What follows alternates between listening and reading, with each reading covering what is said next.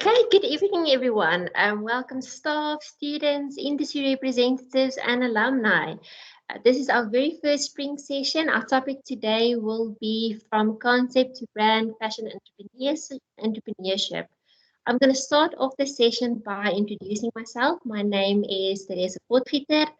I'm a staff member here at the Stadio School of Fashion. I'm a lecturer in the honors space. I lectured our honors business module this year. I'm also a supervisor, and that's how I fit into today.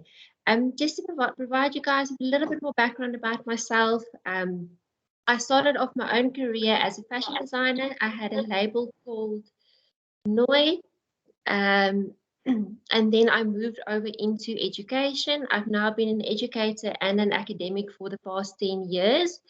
I completed a master's degree in fashion business practice with the aim at understanding what it is that designers actually do within our local industry, what it is that we do within our local fashion businesses and practices, and see how we can actually transfer that then into curriculum. I've also had the privilege of teaching at multiple institutions. I did that very purposefully to round off my knowledge and to understand what the different ways is in which we can approach fashion education. And it's through all of this that I really started to develop a very strong passion and interest in understanding how we prepare students for industry, and specifically how do we prepare students to start off their own fashion brands. So that's why I'm very passionate about today's topic, from concept to brand. Just to let you guys know, the purpose of the session today is to discuss how to actualize your business ideas into your own fashion business or into your own fashion brand. The main presenter of the session is going to be Shanghai Inyaweti, and she's going to be joined by our four industry panelists. They are Bettina and Kelly Swart from Me&B, Carmi Heeman from Digi Style, and then lastly, Inshansha Taveni Majumbozi from Yavani. Um, okay.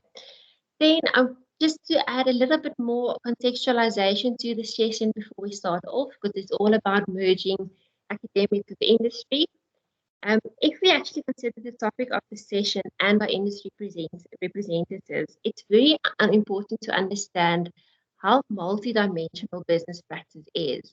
So if we talk about starting your own brand or your own business, it can be a very overwhelming topic, and it can be a very daunting topic for anybody that's new, because business is so incredibly multifaceted.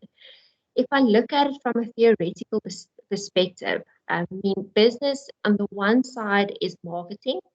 Um, Marketing is on its own incredibly multidimensional. Marketing is everything from where we sell our products. Do we sell our products online? Do we sell our products using a brick and mortar store? If we use brick and mortar, do we go into a retail space? Do we start our own store? Do we opt on going for consignment? Marketing is also how we produce our products. Do I have in-house production? Do I outsource to a CMT? If I decide to outsource to a CMT, do I outsource to a local CMT? Do I outsource to an international CMT? And then what's the implication of that? Um, what does that mean in terms of my distribution? What does that mean in terms of managing my supply chain? And then, of course, marketing is also promotion. How do I promote my business? Which platforms do I use? But then also business, of course, is not just marketing. Business also includes branding. If we talk about branding, branding is everything that has to do with the image and the values of your business. So branding is that last perception that people have in their minds of your business. Branding is what makes you over and over again buy the same brand of tackies. Branding is when you go into a retail space, into a mall to buy a new pair of denims. You have a specific store in mind before you enter there that you're going to visit, because you have a perception of your mind of different brands, what their values are, what they offer to you, and you trust them because of that. But then business is not just marketing and branding. Business is also entrepreneurship. And that's the very nitty gritty side of it. How do I start a business plan? How do I develop a business model? Where do I find funding? Where do I allocate partners? Do I need to allocate partners? So if you look at all of this, like I said, it can be incredibly daunting to anybody that is new to business.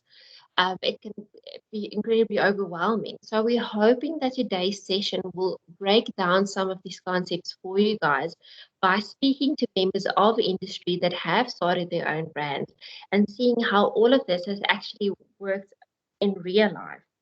Okay. Now that you have some context on the topic, I'm going to hand over to Shagai and Yoweti. Shagai, you are welcome to start sharing your presentation and turn your camera on while I quickly introduce you to our audience. Okay. Shagai is a qualified and experienced apparel designer and fashion brand creator. She successfully designed and managed brands for various global fashion startups. Throughout her 15-year career, she has designed for Foschini and Marianne Fassler. Shankar has also worked as a program manager and design liaison for AFI Fashion Week and has launched her own successful children's wear brand, Puna Kids. Today, she also consults with emerging African brands, helping them with design, product development, as well as launching digitally through a boutique consultancy, Design Native. Sure, Shanghai, quite a mouthful. You have been incredibly busy over the last 15 years. Can you hear me clearly? Yes, we can hear you very clearly. Okay, Shanghai, fantastic. the floor is yours. I'm going to hand over to you now. Hi. I'm so glad so many people have joined this topic because it's one very near and dear to my heart. I've been in this industry for over 15 years and I've owned my own brand and I've helped a lot of brands as well to start right. So, what I wanted to just touch on was where people usually start and some of the biggest questions that they have when they start, where they what they think of what the industry is going to be. So a lot of my clients don't actually come from the fashion industry. They come from accounting, bookkeeping, whatever, architects even. And so when they enter the fashion industry, they have a uh, preconceived conception of what the industry actually is. And they don't have a full understanding of the different steps and processes and why it is the design industry works so far ahead of time. So they start with 4 to 6 to even a year long lead time before what you actually see in the stores lands there. So it'll be great when we can finally sit with all of the guests and the panels and go through each other's experiences of starting our brands and where we struggled, where we had lessons learned, and also how we overcame different challenges that you as people wanting to start brands. So if you know it up front, then maybe you can avoid those same pitfalls. So that's where I really wanted to steer at least to start the conversation. Teresa, go ahead. Uh, okay, Shanghai, I'm going to just ask you a couple of questions, if that's all right. Absolutely. The first question that I'm going to ask you is, what should you know before you create your first design? It's actually understanding the full product development process. So when you start the design, you should be starting with a budget in mind, and that number has to be very clear in your head because from concept and getting those concepts on paper, ideally CADing them, to doing your pattern making, getting those patterns made into different sizes, i.e., grading, right up to product development where you test those patterns, you source fabrics. It's a long process and it can be an expensive one. So a lot of brands come in wanting to start 20-piece collections, and that's not the most viable thing when you're starting from scratch. I always advise my clients to start with a capsule collection, 4 or 5 key pieces that are really going to tell your brand story, that tells the market what you're about, what you're going to be known for as a designer.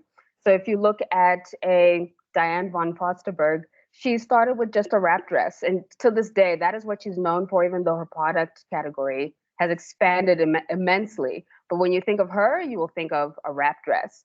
And in a very saturated market that we are now, it's incredibly competitive.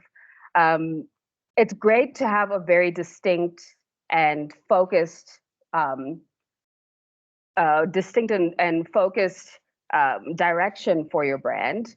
And it'll also make your marketing easier, your marketing messaging easier, because you know exactly what kind of person you're selling it to, and that person knows exactly what they're coming to you for. So yeah, that's one of the first things that they'd have to think about is how long the process takes and what are you going to be known for.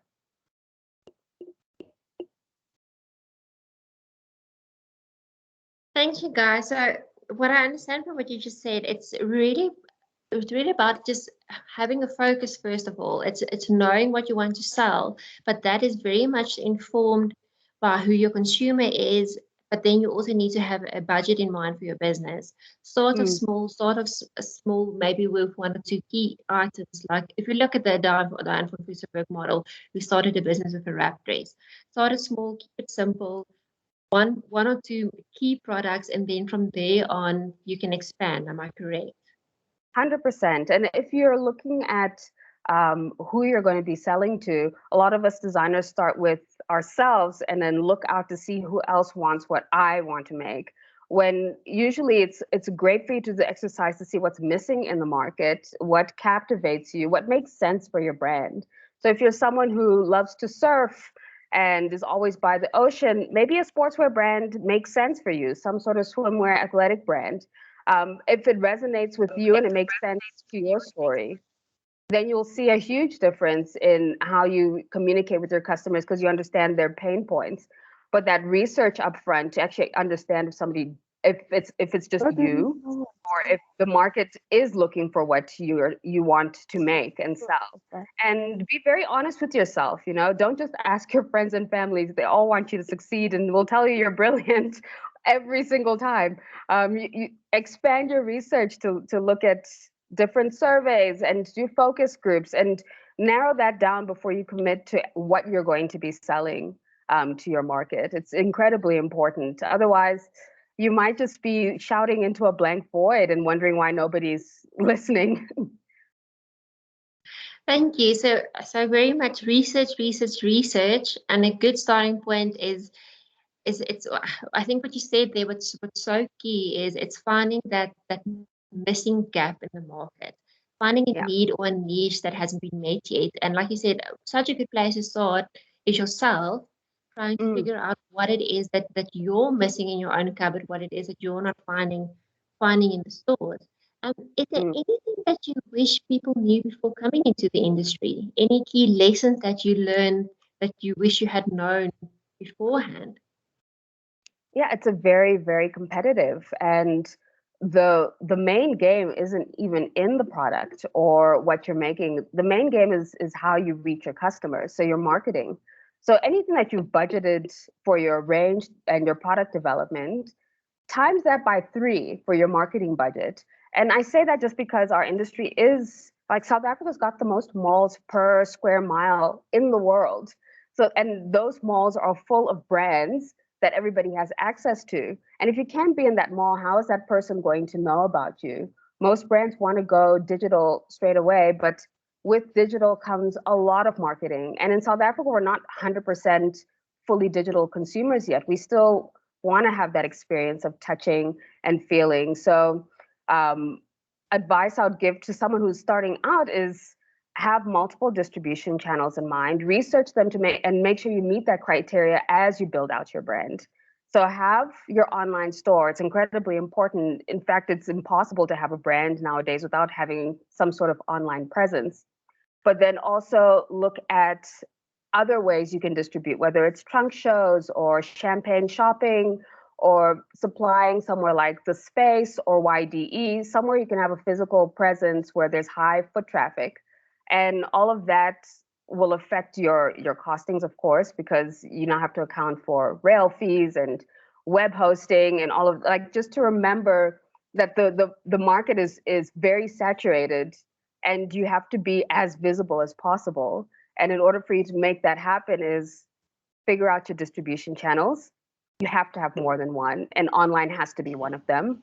And two, budget for your marketing. It's and not just the small, but it's not what's That's some of left my of your yogurt. product development. It's It's okay, you can every use it's some. the majority of your Dad, brain. I just want to have clear communication with you. I don't want. Whose little kitty is having a little conversation with us. There we go. Sorry, sorry. I just want to remind the audience to please be mindful to mute your mic while our That's cute. panelists are presenting. That's fine. Thank you, Shankar. That was incredibly insightful. And I hear what you're saying about how important it is to have an online presence. And I mean, I'm just assuming that's to reach a wider target audience, because then you're not geographically limited. But also, what you just said is how important that physical experience still is. I mean, all of us know shopping for a lot of us is also it's a part of entertainment. It's a part of an experience. So I really love the advice that you gave to young designers. Not just to have an online store, but to do a champagne evening or do a pop-up shop or something where people can actually interact with your brand. um, is there any other practical tips? Because I mean, if we all know the, the, the costs of renting a retail space, and that really is almost like the last stop for a designer, just due to how incredibly expensive retail space is. So, is there anything else that designers can do to create that interaction with their brand between them and clients before they're able to own a retail store? Absolutely. I mean, the first thing you need to do is actually find out other small businesses, either that are new or starting up, or even who have a presence but not a physical retail presence, and collaborate. Here in Joburg and Rosebank, there's a space that's just opened up that has stores within stores on the second floor. I think it was the old Stutterford space. I'm not sure what was there before, and it's called Soko District. And if you walk in there, there's multiple small South African brands that have standalone stores within this bigger space. And designers have been doing this for a long time. The space started out that way. Arise Africa, which is run by Tula Cindy, is a multi-brand space as well. So, and also in Melville, there's another space, Convoy, where there's multiple brands, and that's run by designers. So there are lots of opportunities to find retail space within even these malls, and then find other like-minded, collaborative, aligned brands with what you're doing. So if you're a women's wear brand, find a jewelry wear brand, find a footwear brand, an accessories brand to share a space with, so you can also share your customers, share your resources, and share the cost of what sales would actually be. And don't commit to like long-term 3-year leases up front. There's a lot of shop space right now, unfortunately, because of COVID. There's a lot of empty shop spaces in high traffic zones that you can negotiate with landlords to do 1 month, 2 months, a weekend even. Just plan it accordingly, so people know that you're there. But yeah, collaborate. On this chat already, we've got a lot of people talk to each other. If you're all planning on starting brands, there's an opportunity for you to all work with each other at some point. Share your resources, especially for sales. So collaborate, team up, find other like-minded designers. I think that's brilliant. I mean, sharing is where it's at, because then you can share resources, you can share the finances. I actually know a couple of designers who started sharing the CMTs as well.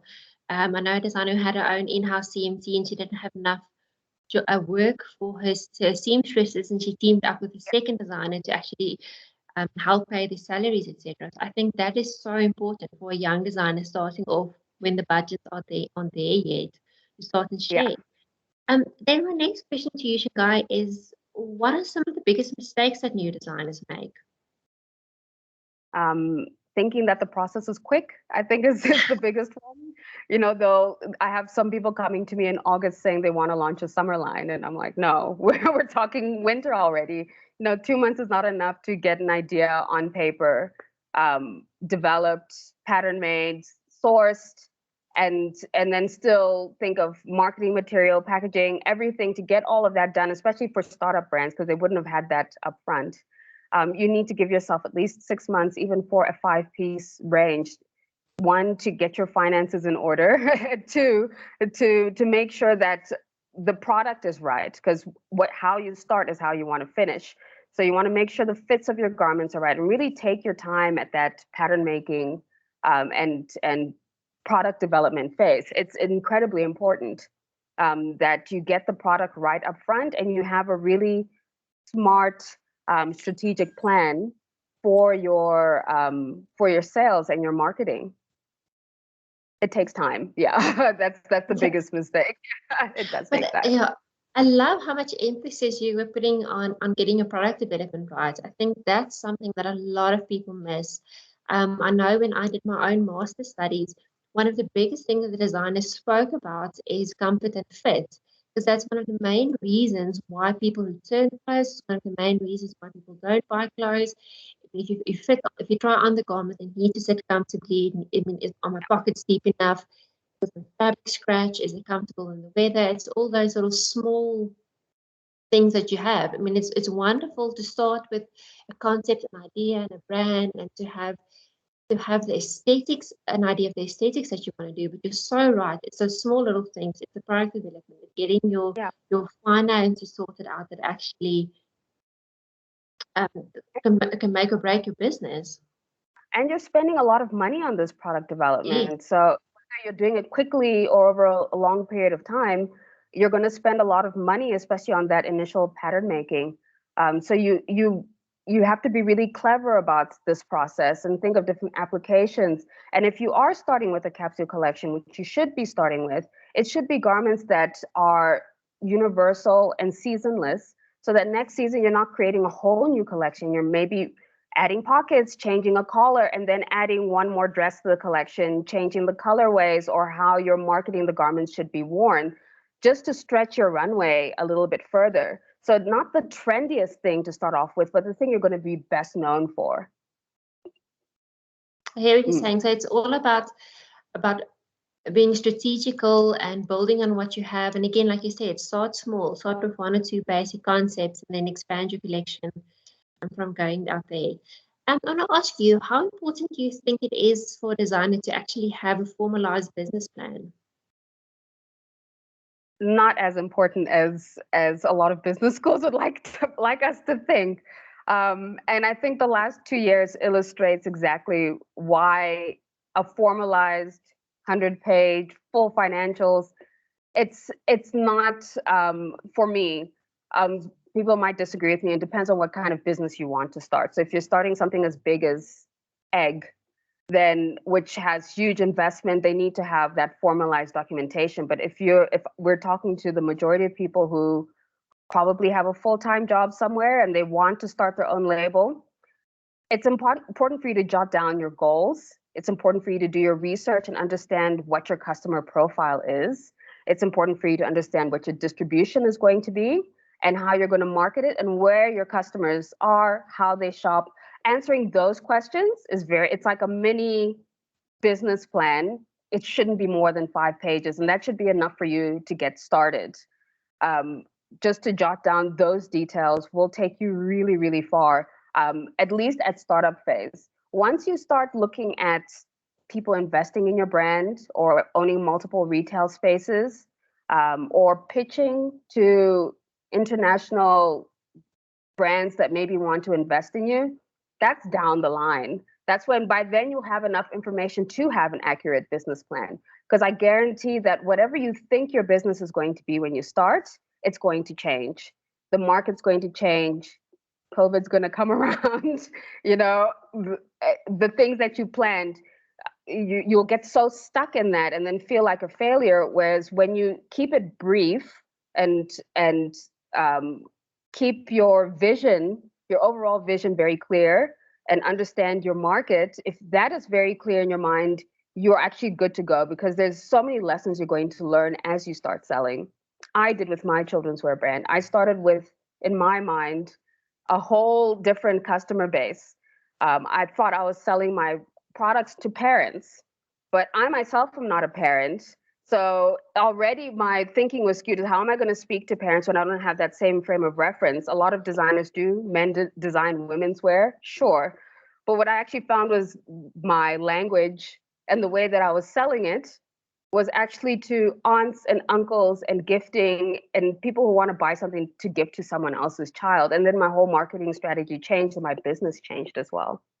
So it's actually quite interesting when if you do if I had a business plan, I wouldn't have been able to make that pivot and change the voice and language and my marketing and who I'm targeting on social media the vibe of the brand the product stayed the same, but who I was selling it to was different. So that ability to pivot, especially in your first year or two, is incredibly important. And I find that a business plan that you worked on for 6 months, you're going to hold on to that so tightly and be so committed to that that you won't see where, oh wait, this isn't working, let's try this instead. But then 3, 4, 5 years down the line, that's when you can actually sit down, look at your financials. That'll help you make predictions on what future sales could be. Look at who's been buying from you. Then you've got a more accurate customer profile. So you don't have the information to have an accurate business plan up front.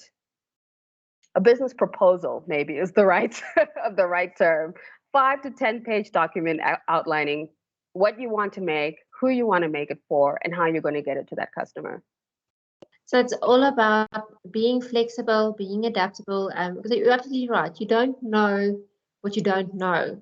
So you can't develop a business plan because you haven't learned the lessons yet. You haven't engaged enough with your consumers yet. You haven't tested and trialed your products yet. So I love what you're saying. It's a business proposal, a good broad outline, but be adaptable, be flexible, and be ready to develop your business plan as you go on. Take note of the lessons you're learning as you go as well, because that's what's going to go into your business plan. You might forget 2 or 3 years down the line a lesson you learned in your first 6 months, but it probably changed the whole trajectory of your business, and you can actually build up from that lesson. So yeah, a business proposal, I think, is the right way to go. Nice outline, broad and flexible. Okay, I want to ask now for from our other 4 industry panelists. Does any of the other panelists have a question that they would like to pose to Shanghai?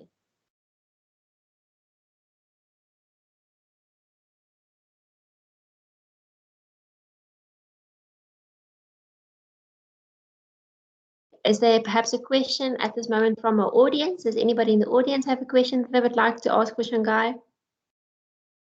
While people are formulating the questions, I just wanted to highlight that I am doing a short learning program through Stadio for Fashion Entrepreneurship. It's 10 weeks. It's 2.5 hours a week on a Saturday.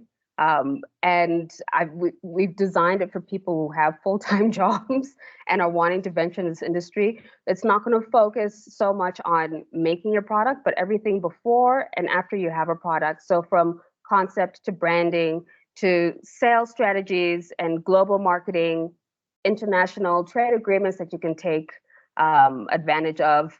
And so it's 10 weeks, 2.5 hours a week. It's really comprehensive, and it's as much education as you need to start better than you would have if you didn't have it. Wonderful. Okay, I see we have a question from Tebogo. Yes, hi. I just wanted to ask, right? I had studied entrepreneurship, graduated in June. So I just wanted to know, because I don't have a fashion background, but I'm actually interested, and I got admitted for the 4-month program. So I just wanted to ask, how do I build from learning entrepreneurship to integrating it with fashion and just trying to understand where I'm going? How do I work around that? Okay, that's actually a great question. And it's actually what my consultancy works with. You are actually my dream client because you have an entrepreneurship background. What you don't have is design skills. So like what my company would do would be able to help you develop the whole product development phase so that you have a product and you have the knowledge to understand how to research your customer and how to get it to market. It's the in-between phase. But Yes. if you do not want to work with a consultant, the internet is going to be your best friend. The only pitfall is that you're going to have to do a lot of experimentation and give yourself a really long lead time to find the correct CMTs, to find pattern makers you're happy with, to source fabrics and find out who those distributors are, and be very involved in the process. So just like you, these businesses work Monday to Friday, 9 to 5. If you have a Monday to Friday, 9 to 5 job, you're going to have to find a way to carve out time to work on your product. Everything else can be done after hours. The marketing, the research, you can do that in your after hours. But when you're starting a fashion brand, there are actually a lot of stakeholders you have to work with, from start to having a finished product. So first you have to research them, you have to test them, and then work with them. So that could be a longer process. That's what my consultancy cuts out, because it tried and tested. And if I understand what you are making, then I'll find the appropriate suppliers, distributors, and manufacturers you'd need to get your brand to market, at least your product ready. All right. So with your consulting company, like how do I get a hold of you, and how do I just get a professional to help me through the process instead of doing it myself? Like what are the details and how do I do Chat that? for you. I'll just put my email address, and you can always get a hold of me after the session. I don't want to make this a marketing thing. I want this to be really useful to everyone. Thank you. But No I'll type it in problem. the email. All right. Thank you Thanks. so much. Thanks, Shinga and Tebogo. I take one more question and then we're gonna move on to our first industry panelist. Okay, I see Simone asks, what are the best tools you use for planning your process and communication? So I'm very much into all these digital little tricks that you can do to sort of systemize your marketing and your figuring out what your brand messaging is going to be. Tools like Canva are amazing to create posts and presentations. Um, Tools like Later to schedule your posts. So for myself, for my brand, Monday is my content day. So from 8 till 6, I'm producing content for the next week to 2 weeks. And I schedule it on a program called Later. So you can actually say, I want this to go out on Instagram at 2 o'clock with this caption and these hashtags. Google Trends is also great to see what people are searching and looking for and what topics they're interested in. It's quite interesting to see that the word fashion entrepreneurship has trended since about June last year, which was around lockdown. It seemed like people were like, oh, dreams deferred. I always wanted to be a designer. I hate my job. I want to do something different. So that was a very interesting time to be a consultant. And I love, sorry, my dogs are barking in the background. I love programs like Unsplash. Unsplash is a free image repository that you can use within your marketing videos and images. ZipBooks, very useful for invoicing your clients and keeping it all in one place. It makes it much easier for the tax person. If you're not an accountant, hire one from day one. It'll make your life a lot easier comes tax season. That's a tool that you just have to budget for. It's because if you get on the wrong side of your taxes, it's going to cost your business a lot of money and give you a lot of strain. So that's a human tool that you need to research up front. And then, of course, I like MailChimp to send out newsletters for my clients. I'm a Shopify partner. I'm a big believer in the Shopify platform. It makes it easy for people without any IT or coding experience to build out really beautiful stores at a really reasonable cost, I think, because it manages a lot for you. You can run your store from your phone. So those are the tools that I use most frequently. Oh, WhatsApp Business is also a great tool to have to communicate with your clients and to keep your personal and your business separate. Thank you so much, Ngai. I think that was incredibly informative. I mean, so much knowledge to take in such a short time. Thank you so much for that wonderful dynamic presentation. I'm gonna hand over to our first industry panelists, Kelly and Bettina Swart. Kelly and Bettina are founders of the South African fashion brand called Me and B. This mother and daughter duo established the brand in Cape Town, South Africa, and are known for the trendy designs, which is backed all by their qualifications and work experience. Between the two of them, they have quite a lot of extensive experience, both in the retail world and starting more than one brand. So we are looking really, really forward to hearing from you guys as well and what you have to offer to us. I'm going to hand over to you now for the next 10 minutes just to tell us a little bit more about your brand and also how your brand links up to the topic that we're discussing today. Thanks so much, Kelly and Bettina. Hello. Hi, everyone. Hi. Thanks so much for joining. We are super excited to have been asked to come to chat to you. I'm Bettina, and this is Kelly. And you just give a little background. I know. Well, I'm obviously the older mum, as you can see. She's 20 years older than me. Yeah. It's crazy. But I studied design. I graduated in 1987 in Durban. So okay, keep this. I know, keep this but I've short. got the background in clothing design and been in the industry for a very long time. And Kelly left. Are you talking for me now? Yeah, quickly. I'm Kelly, and basically my background was I studied English, art history, psychology. Didn't want to do fashion at all because my mom said it's the worst industry ever. And eventually I went and I finished my degree and I got a job at I was in the trainee program at Fashion and I was there for 6 years. So that's how we ended up. Basically, I turned 30. I ended up joining my mom in the family business. And we were working on the supply side for the big retailers. And I said to my mom, the retailers are always chasing price. They are removing the pockets. They are asking us to cheapen the fabric. And it was really sad for us. We felt like there was nothing that was actually value being offered to customers, nothing where the customer wins. We also went to the malls. We couldn't find clothing because we're not size 34s.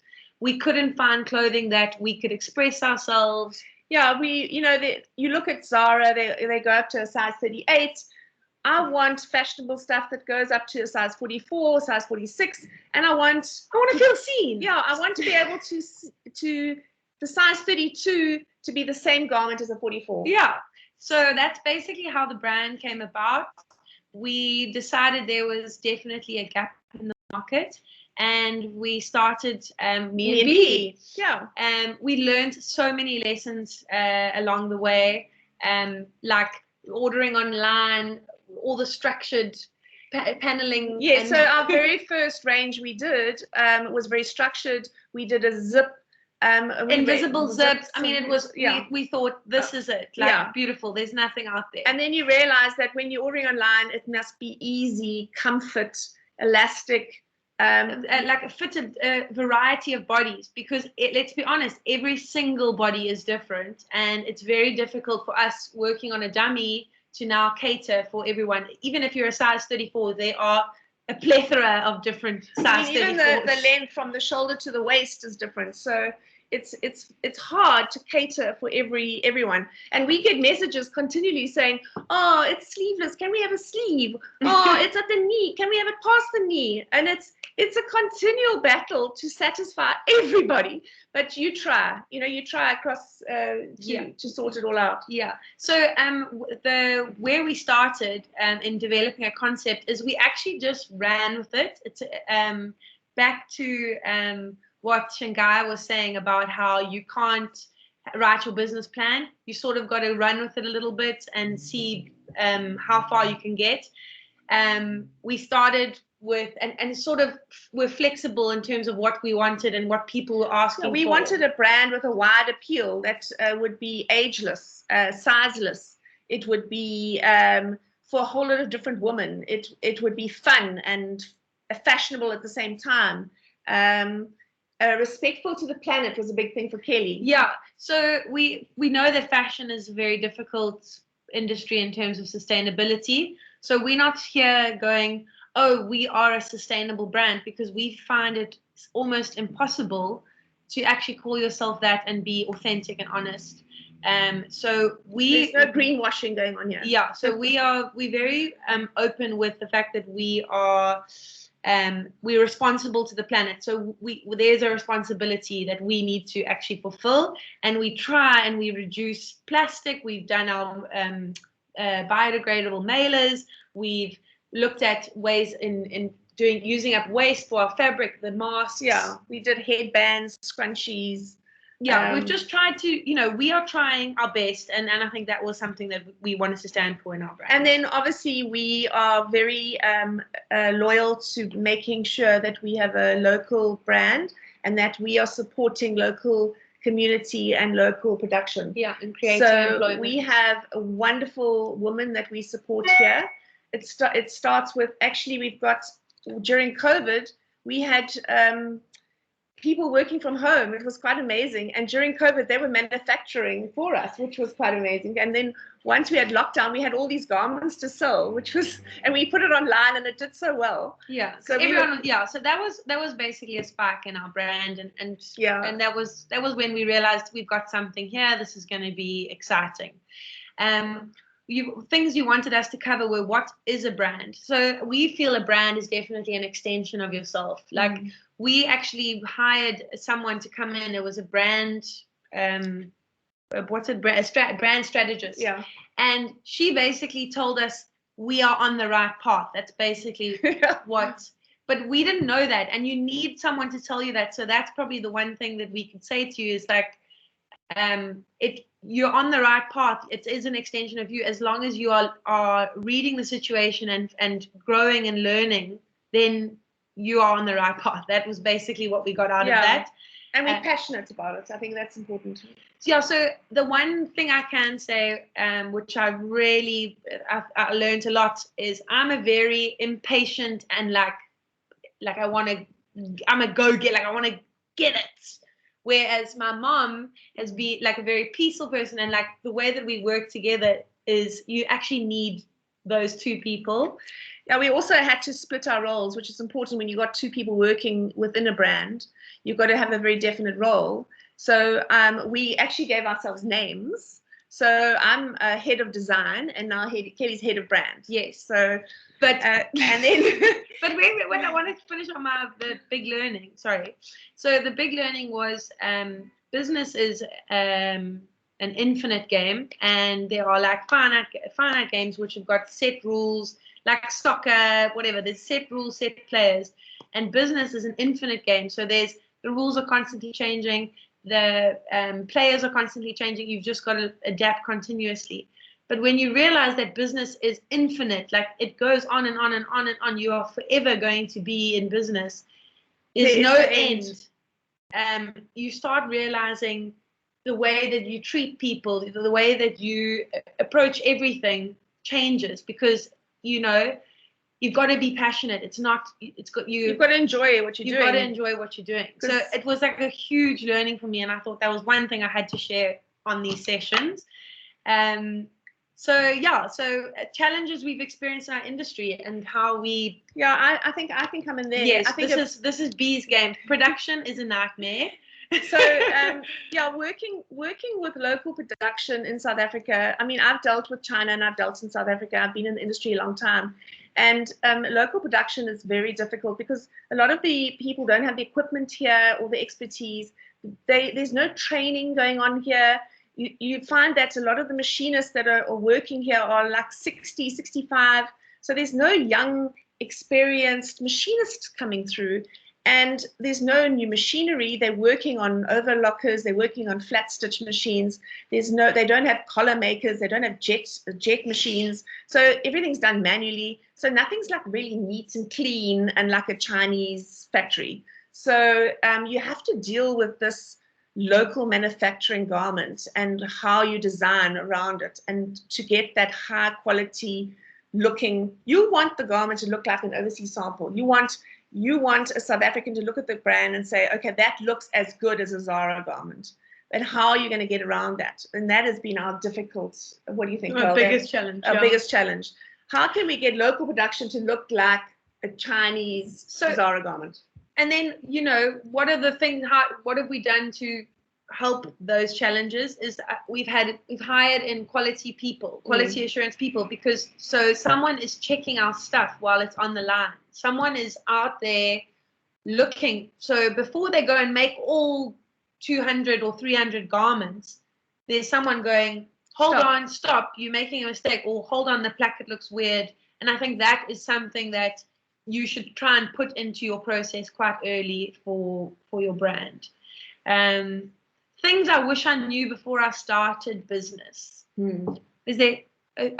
You coming on? Yes, I think we are a little bit.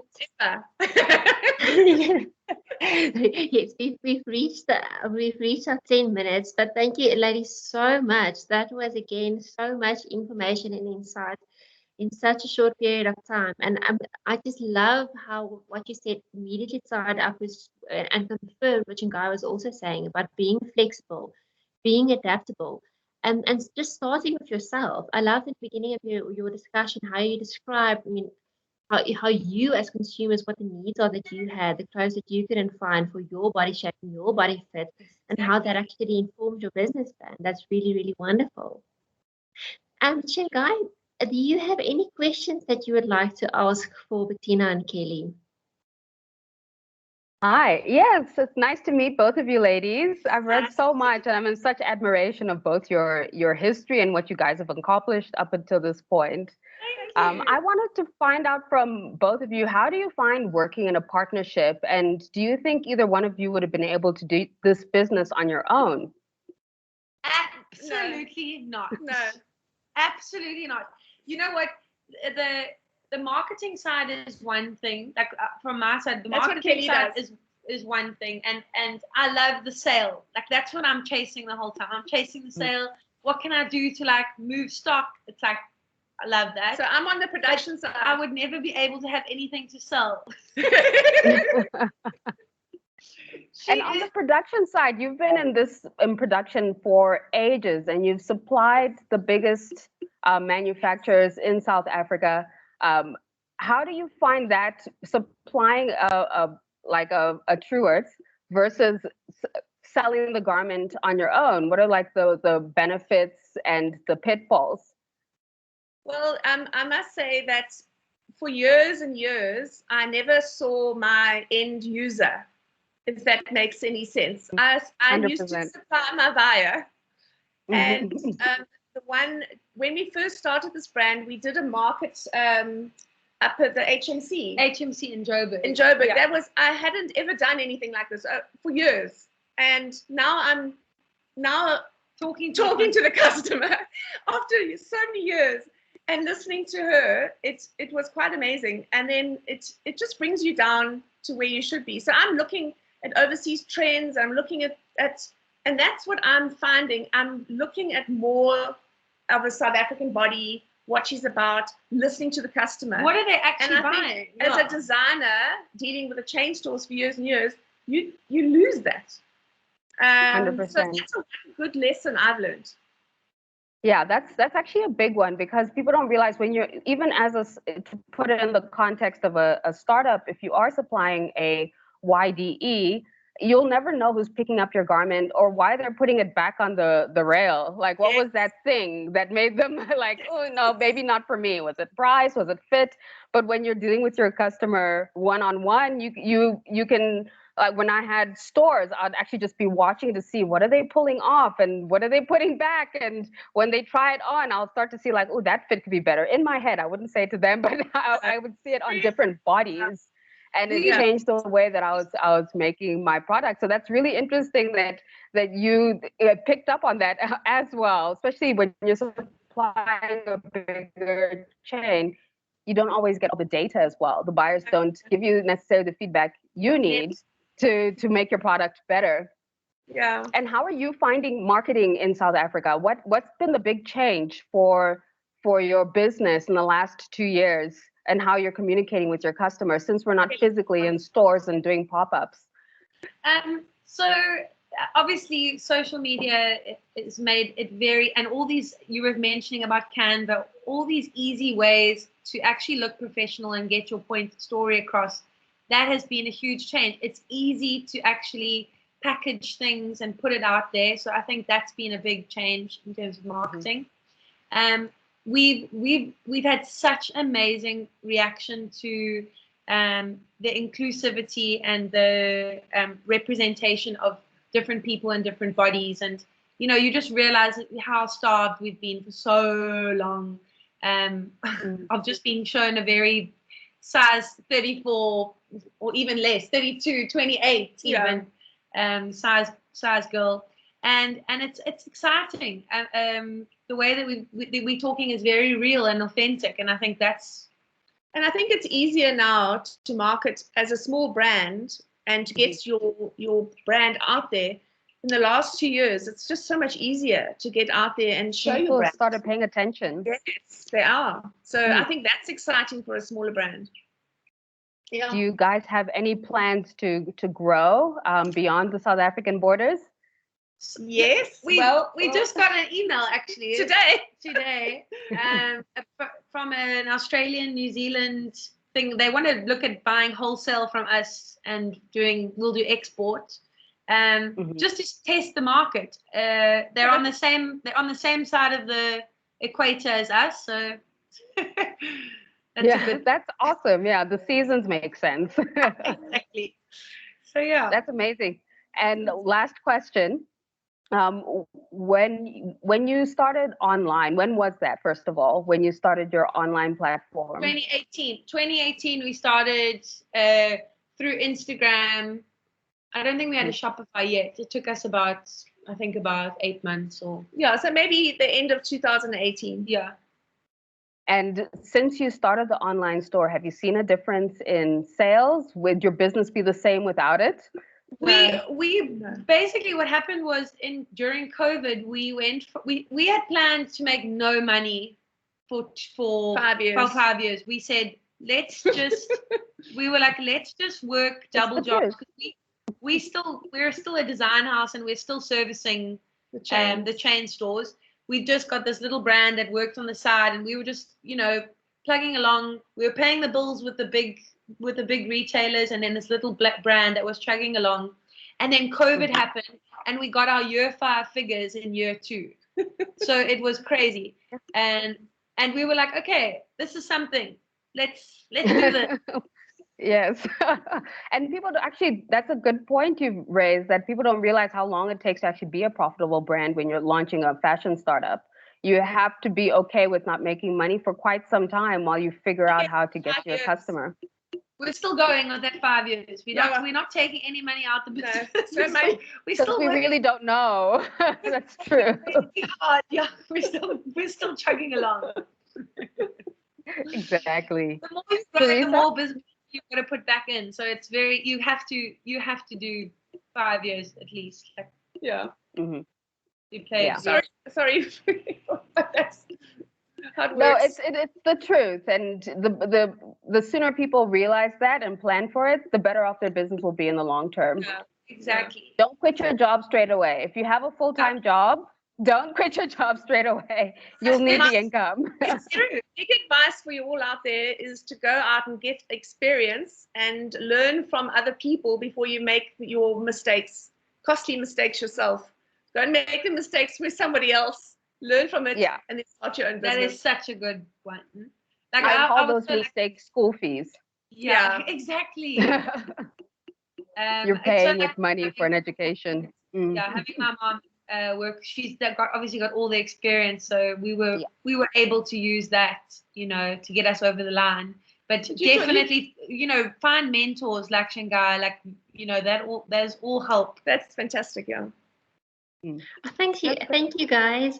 I think that was such a conclusion to the conversation. Be prepared not to make any money for the first 5 years while you figure it out. But I think that it's so true, and I think that a lot of people too easily become too discouraged and give up exactly because of that. And I think it's very important also that you just paint the realistic picture, that we kind of know that we're prepared for what the realities are. Work for somebody else, gain the experience. And I just want to say that when in clothing, if you're going to sell your clothes for like a designer 40,000 Rand or 30,000 Rand, then you can make money doing smaller units. But if you want to sell your clothing at a reasonable price that people are going to buy it, you're going to have to at least get to 200, 300 units to start making any money.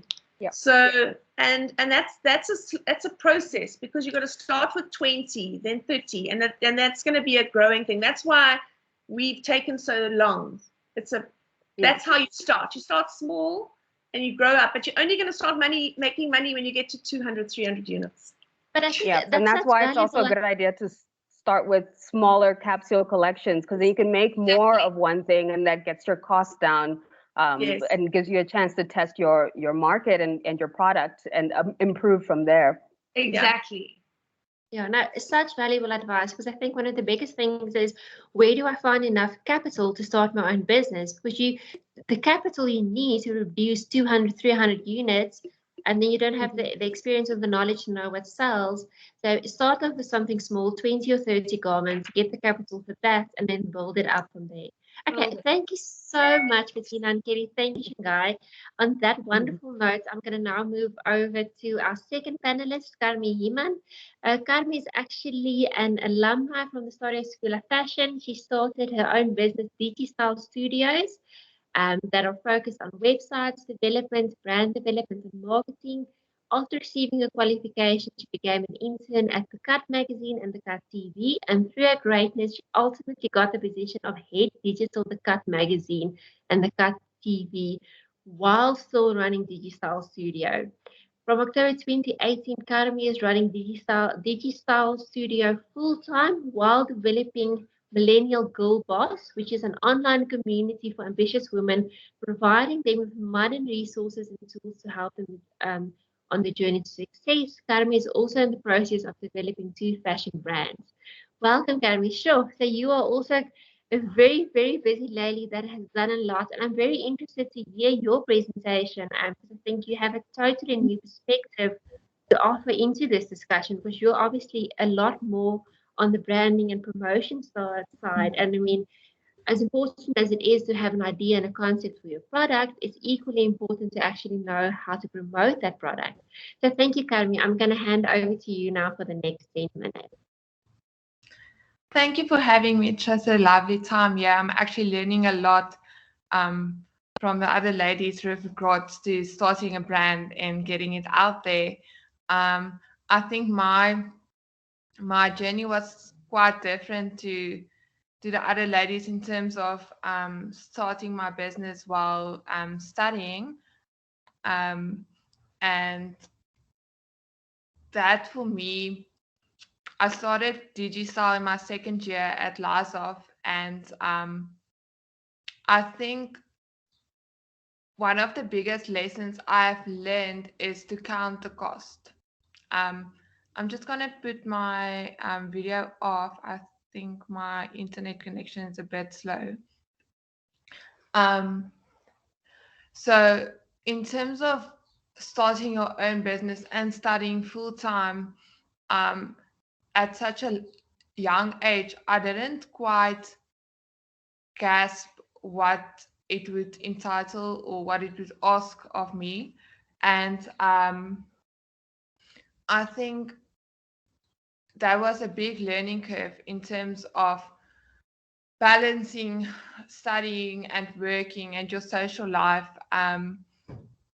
So if I can encourage anyone, it would be to count the cost before you do anything. Even if it's starting a new business or starting a brand, it's going to take a lot of dedication and a lot of perseverance from you and a lot of time.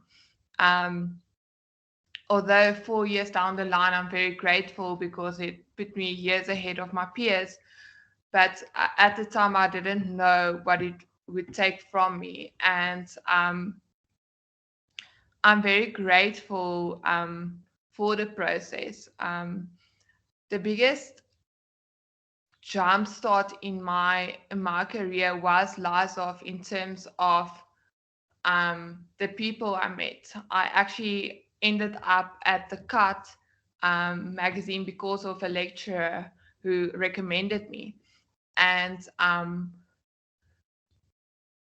I think that within this industry, especially in media and especially in fashion, because it's in South Africa, it's still such a small community and everybody knows everybody. Networking is really important, and making connections and building relationships with everybody you meet will be one of your most valuable assets. I was able to build DigiStyle further and go full time with that because of all the relationships and because that led to so many business opportunities. And I think that's really the heart that I have with the Millennial Girl Boss, is to create a network of strong, ambitious women who want to take hands and collaborate and um, help each other to build their brands and businesses. Even just with the fellow students at Lazov, we still work together, we still collaborate on projects. So for me, that's the most valuable part of my business, is my network. It's the people I studied with, the lecturers, the people I met through the cut. I still, after I left the cut to run DigiStyle full time, they became a client, and to this day they're still my client. And I think one of the most valuable things you can add to your brand or your industry is your own voice. I meet so many clients, so just with DigiStyle, I would meet a person who has like an idea of a business they want to start or a brand, and we will take that from concept to product to brand, and then to market. And one of the biggest pitfalls I encounter with that is people see something on Instagram or Facebook, another brand, and they want to build something similar.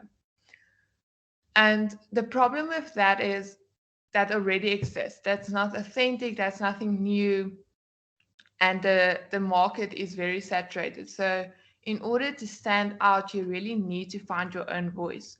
You really need to be authentic and give the world a new perspective on something, or a new, just share who you are with the world, if it's a personal brand. So for me, in my own venture to launch fashion brands, the way I see other people do it, or experience I have with my own clients for DigiStyle, really helped me to understand what it means to know what you want to do with your brand from the start. A lot of clients come to me and then they don't have a clear understanding of what they want to accomplish or what they want to put out there. They just have like a vague idea, and obviously we help them with the development of that idea. But if you can really envision your brand where it can be in 5 years or even just 2 years, it will really help you from the start to really create a unique brand identity, a unique voice for your brand, and really cement that into who you are from the beginning. A lot of brands, they don't want to spend money on branding or website or just email domain from the start, because they think it's not as important. But what they don't realize is you have only one opportunity to really capture your audience, and to really establish who you are as a brand from the start. And even with just a few thousand rand, you can really set up your digital presence in a way that will help your brand and not limit it. And whereas a lot of people starting businesses think that they can leave that for a later stage. But if they started from the beginning to invest in branding and marketing, they would have actually really just spared them so much time and heartache to redevelop the brand, or money to get a new brand identity out there. So yeah. Thank you so much for that, Carmi. Very, very insightful as well. I really loved what you said about finding your own voice and being authentic, which you're absolutely right. I think we spend so much time on social media, and there's so much information coming our way. It's very, very easily to kind of see what somebody else is doing and try and emulate that. And it is so important in this saturated market to be unique and to kind of find your own space. And again, it goes back to what both Shanghai and Kelly and Bettina said. It's find that gap, find that need that nobody else has yet. So thank you so much for that. Shanghai, I'm going to now open the floor to you and any of the other panelists if anybody has any questions that they would like to take to Carmi. Hi, while people are compiling their questions, I've actually got a few questions for Carmi that could help the panelists thinking about their branding. So I wanted to ask you, what questions should someone be asking and answering for themselves to make their brand memorable? How do we get to a Nike versus a no-name sports brand? I think the most important aspect I found that works is to have a vision, but not like a future vision. If you close your eyes and you dream your most craziest dream about your brand, what would it say and how would it look? Because as soon as you have the bigger picture in your head, even if it seems outrageous, you can break it down into smaller steps. Mm-hmm. The biggest problem I find is that people limit themselves to what they think is possible. But with technology and resources, it's became so easy to really create amazing brands, because the digital world is evolving every day and is open to you. So I would say, firstly, sit down, envision your craziest dream, and then write it down and break it down into smaller, manageable steps. And really ask yourself, what makes my brand different? What message, what product, whatever scenario you can think of, do I want to share with the world that will really capture my audience attention? Yeah. And that sort of swings into another question a lot of my clients ask me is, how do you come up with a good brand name? So I think this is the biggest struggle for Yeah. any is to decide on a name. But I think people overthink it. Like, your name will grow on you. I personally found that as long as your name can tell someone more about your business or the message that you want to send to the world, any name will go. So the name usually delays the process with like weeks or months because nobody can decide on a name. And I think that is such a, yes, a name is important and everything, but it's not the most important thing. You can build with the right creative aspects, with the right wording, with everything put together, you can make the most simple seeming name the most memorable thing. So as long as you have like a short list of 5 things, send it to different people, your friends, family, colleagues, whoever, and don't say anything about your product and ask them their opinion. And from that feedback, you can really get a good sense of where your brand and name collides or where you need to make changes. I think for me, it's to get out of your own head. That's why I say bring in other people on the decision so that you can really have like a valuable opinion and constructive criticism around the name. Yeah. And it's true that over time, people get used to the brand name, but what they don't forget is how that brand makes them feel or how they're meeting or solving a problem that customer has, which is really important. So if the name is easy enough to remember and pronounce, you're good. Yes. What you really need to work on is the messaging behind that brand, because that's going to mean a lot more long term. There are a lot of weird names that we're just now very used to just saying because people get used to it. But it's what the brand stands for is when you hear that name, what do you think? What do you feel? Yes, 100%. Were there any other questions? Zenele, I see we have got a question from you. Yes, hi, can you hear me? Yes, we can. You're nice and clear. Oh, perfect. How are you ladies doing? Good, thank Good. you. I'm doing well. So I have a question for all of you. I'm a crochet designer, and something that the ladies from me and B had mentioned was if you are creating products that are from a or of a higher price range, then you should limit your batch or item number or units rather. And I wanted to know, how do you go about like if I'm creating a collection or capsule collection that is fairly small and they are in a higher price range, how do I go about the orders that come in? Would it be best to navigate them with pre-orders for those pieces, because I am a one woman business for now until I expand? But I wanted to know, how do you go about in a way handmade business? Like, what's the strategy for that when you can't do higher a lot of units at the same time?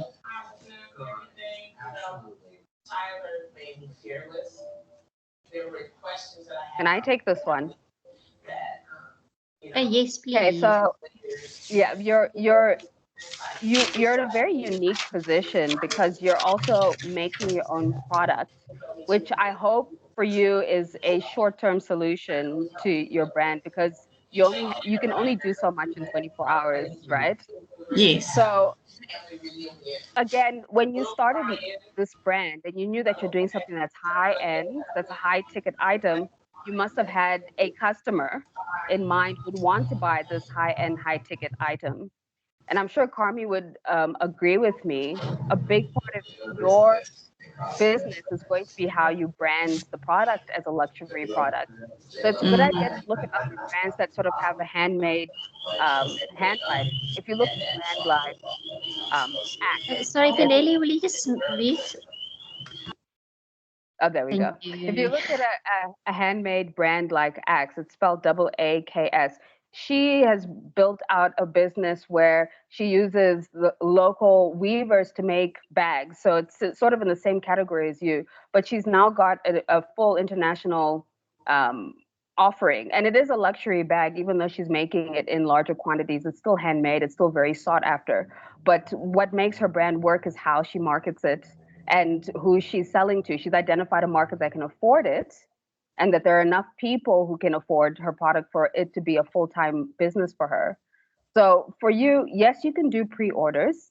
That's actually a very smart business strategy, and make sure that's clear on your website if you're selling it online. And it's always good if you're going to do things like pop-ups and trunk shows. It's you will have to make a certain amount for you to be able to sell then and there, and then at those events to still be able to take custom orders if that's your business.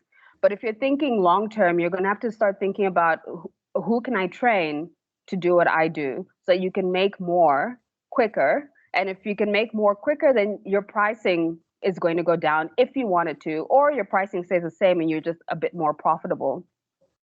So you're going to have to think about your long-term plan, because making things yourself is only sustainable for X amount of time. Unless you want this to be a hobby or an expensive hobby for the rest of your life and you want to turn into a business, you're going to have to start thinking about how to grow the business. Thank you so much for answering that question, Sangai. And thank you so much, Karmi and Sangai, for all your valuable insights that you gave us, Karmi. That was a very, very interesting session. I'm going to now hand over to our third panel expert, and Shanta Taveni Majumbozi. What a mouthful. Shanta is a proudly South African businesswoman with a noteworthy corporate background, founder of Yvonne Naturals, a Black-owned entity which she established in 2011 for the production of natural, soothing, and therapeutic skincare. Yvonne's concept is South African indigenous herbs and essential oils, offering natural alternatives to health for a more holistic mind, body, and soul solution. In the words of Nishanta, we found that there is a huge need for educating or reintroducing people, especially the Black communities, to the healing benefits of essential oils. But welcome. And we look forward to hearing what you have to say. I think, again, very much a whole other approach, a whole different part of the industry. So we're very, very interested to hear how you started your brand and how how it's progressing. I'm going to hand over to you now for the next 10 minutes. Perfect. All right. Hi, everybody. I hope everybody can see me. My name is Njanja, and I'm the founder of Ivani Naturals, and we manufacture natural skincare using South African indigenous oils and herbs. Here, the company started in 2011, but before that, my background is marketing. I did a business degree, and I worked for more than, I think now it's 30 years, working in the FMCG and also new product development. And I've just, for the whole of my life, been in product development, marketing, advertising, and everything else. So yeah, this is my space. When I got the invitation, I thought I'm going to be, just out of space here because everybody's talking about fashion and clothes. And I come in and I'm talking about beauty products. But when you think about it, a product is a product, it's sold the same way. And with the panelists that have spoken here, I've learned quite a lot of things because that is what I'm supposed to be doing as a product owner. So yeah, the concept for Ivani started, I grew up in the rural areas, and I grew up using healing herbs and also oils, and I grew up with my grandmother who was a staunch believer of using natural healing. You cough, she sends you to the garden to get a herb, like Mhlonyano, Artemisia afra, and then you have a headache, and then there's an incense to be burned and all of that. And like anybody else, then I stopped using these as I was growing older and I was working and I thought I know better. But at the back of my mind, I've always known that I'll go back and use this. And once I then stopped working, my last job was at Edgar's, the Edcon Group, being a marketing manager there for menswear. And I stopped working and I then started, really thinking about starting my own brand and starting, my own company. And something that was staring at my face, that I didn't see was my love for natural healing.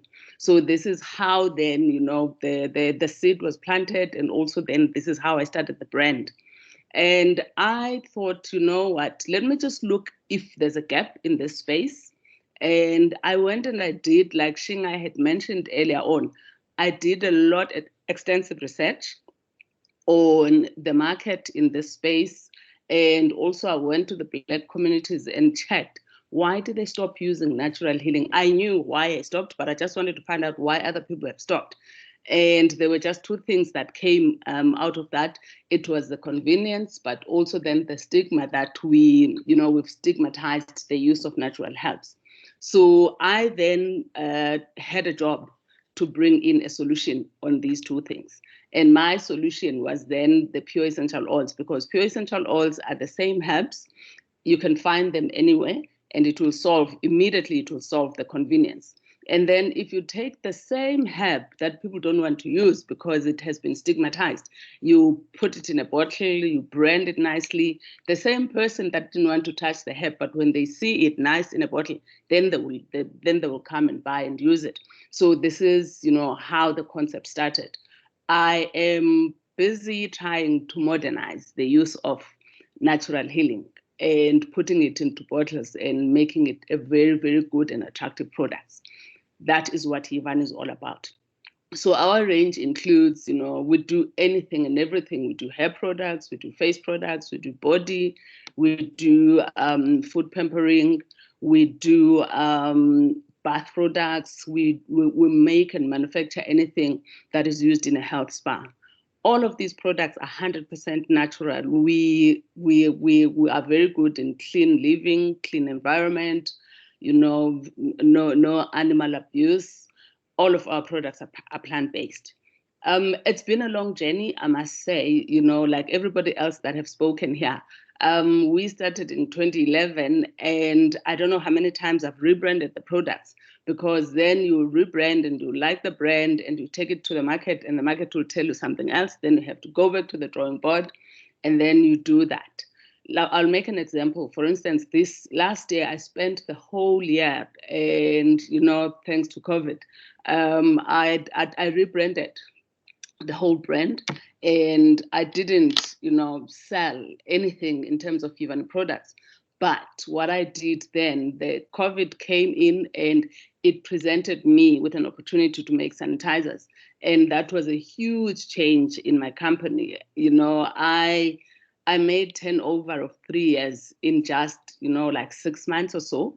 And that then gave me money to then rebrand and also to relax a bit and take time to rebrand Ivani and start everything from scratch. So we have new branding, we have new website, we have, we've changed all our social platforms. So this is what Ivani is. This is how Ivani is. We are based in 4 ways, and it is starting your own brand is very, very challenging. But what you need to have is passion. If you are passionate about what you are doing, you wake up in the morning, it doesn't feel like you are going to work. It feels like, you are just going to do something that you like. Because if you are passionate about what you are doing, you're going to have the energy to learn more about what you are doing.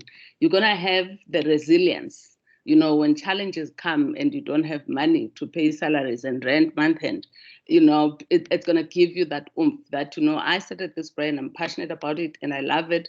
And you will keep on, moving on. There's a lot of goods, a lot of pluses, and also then there's a lot of challenges as well in starting a small company. In South Africa, there's a lot of small businesses like me. The important thing is to then go out there and look for other people and look for other small businesses. We, as small businesses, sometimes we work in silos, but I always say, because I do mentorship as well, I always say that go and look for people that are in the similar space, or people that are just not even in cosmetics, people that are just have started their small businesses. Talk to them, see what their challenges are, chat with them and see how they, how do they manage to be resilient, to go on. And there's a lot of companies as well and government agencies that are busy helping small businesses. So if you don't talk to other people, then you might not know where the help is. We've done a lot of those things and we've been helped as a small business by companies, whether it's training, whether it's a little bit of funding, whether it's just, testing the products, because in the cosmetic industry, you have to know what you are doing. You have to test a lot of products. You have to make sure that the product that you are taking out there, it qualifies to be out there, it qualifies to be in the market. And then there's also as well a challenge of, getting the product out there to people, for people to know, and also getting into the retail channels. When you are doing cosmetics, you need volumes, and you can't get volumes if then you are not selling in big stores. So that's another challenge that we have in the industry.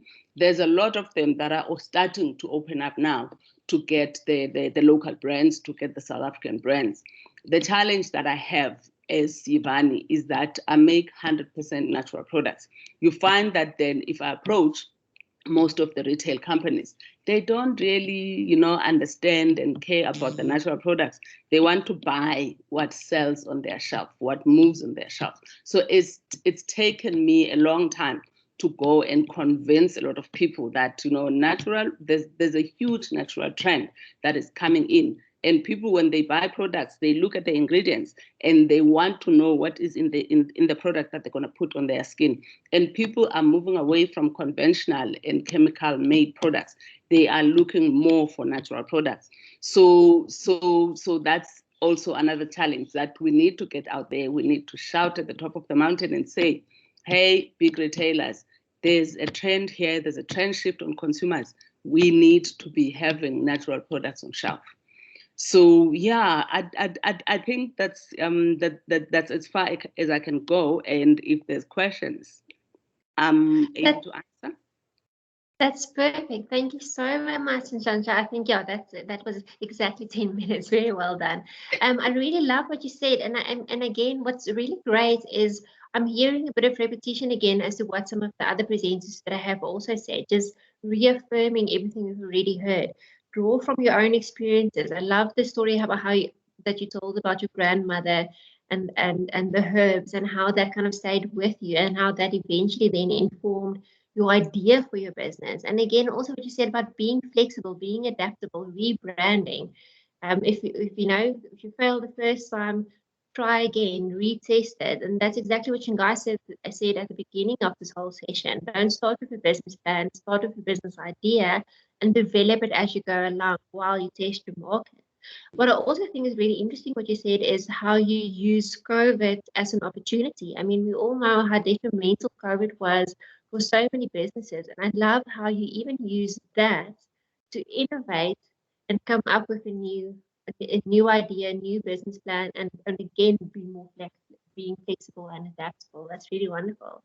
I'm now going to hand over to Shanghai again for any questions. And if any of our other panelists might have any questions, you're also welcome at any point to jump in. Hi, Nchanja. Nchanja and I know each other. We went to the same Branson Center of Entrepreneurship, and I've been a user of her products for some time.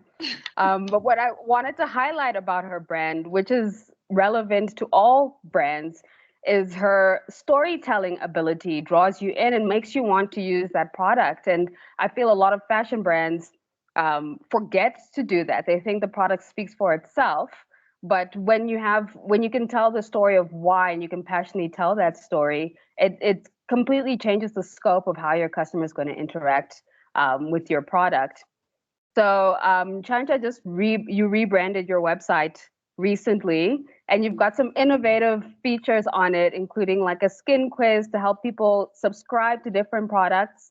How has technology changed the way you do business? Because you've been doing this for a very long time, and you've been working for a very long time within this sort of sales space. Wow. Technology is changing the world, especially after, people have been at home with COVID and stuff, not allowed to go to stores and shop. So I had to step up and have an e-commerce website and the social media platforms as well. To make sure that, it's easy for people to see my brand. It's easy for people to understand my brand. And also, now that I have all these platforms up and running, I'm able to meet people that I would have never met. I'm able to converse with people that I would never have conversed with.